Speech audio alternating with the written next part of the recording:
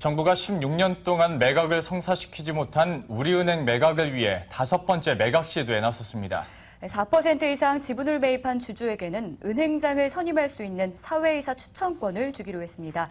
자세한 이야기는 권순우 기자와 나눠보도록 하겠습니다. 예.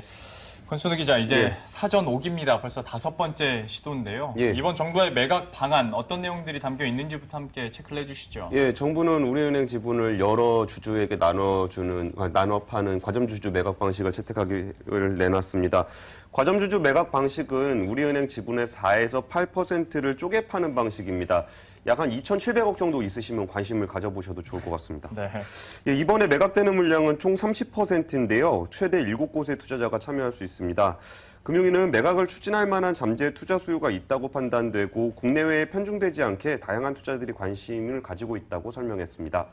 네, 그렇다면 투자자들에게는 앞으로 어떤 인센티브가 주어지게 이 같은 관심을 보이고 있는지도 궁금합니다. 일단은 4% 이상 주식을 갖게 되는 과점주주에게는 은행장을 선임할 수 있는 사회이사를 추천할 수 있는 권한이 주어집니다.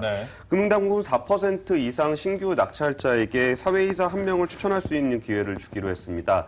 또 4% 이상 대량으로 입찰을 하는 투자자에게는 추가적인 혜택을 주기로 했는데요. 예를 들어서 6% 이상 지분을 가진 그 과점 주주가 사회이사를 추천할 경우에는 3년 동안 임기를 보장해주고 6% 이하인 주주들 같은 경우에는 2년으로 하는 방안 등입니다. 또 과점 주주의 책임을 강화하기 위해서 그 사회이사를 추천한 투자자는 최대 1년, 그리고 사회이사를 추천하지 않은 투자자들은 한 6개월 정도 지분 매각이 제한됩니다. 정부는 우리은행 지분 매각에 성공을 하게 되면은 그동안 정부가 우리은행을 관리해왔던 예보의 MOU를 해지해주기로 했습니다. 그 사회이사를 추천할 수 있는 그 근거를 주고 MOU가 해지되고 하면 정부가 20% 넘는 지분을 가지고 있다고 하더라도 영향력 행사가 제한되기 때문에 새로 그 주주가 되는 과점주주 입장에서는 인센티브라고 할 수 있습니다. 지금까지 4번 실패한 걸 보면 조건도 좀 까다로웠었는데 이번에는 어쨌거나 좀 완화됐다고 볼 수 있는 거 아니겠습니까? 그렇다면 좀 다를까요? 성공할까요? 어떨까요? 이번 방안이 사실 별거 아닌 것 같지만 우리은행 같은 경우에는 정부가 발표한 직후에 논평을 냈습니다.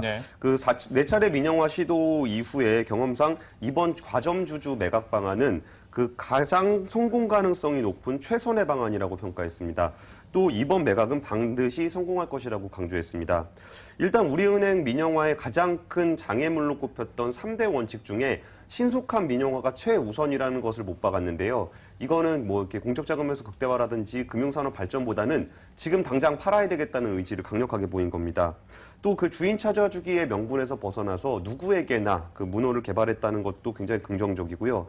그동안은 외국계는 안 되고 사모펀드는 안 되고 하던 것에서 가장 시장 친화적인 방식을 선택했다고 볼 수 있습니다. 또 매각 성사 여부는 결국 얼마나 양질의 많은 투자자들이 입찰에 참여하느냐에 달려있을 것 같은데요. 이광구 우리은행장은 지난 3차례에 걸친 해외 IR을 통해 충분한 유효 수요를 확보했다라고 발표한 적이 있습니다.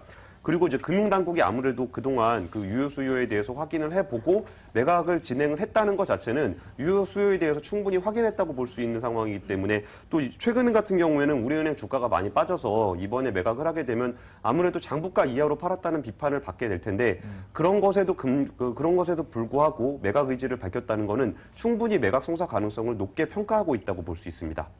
네, 이렇게 해서 우리은행의 과점주주 매각과 관련해 자세하게 이야기 나눠봤습니다. 권순우 기자 수고했습니다. 감사합니다.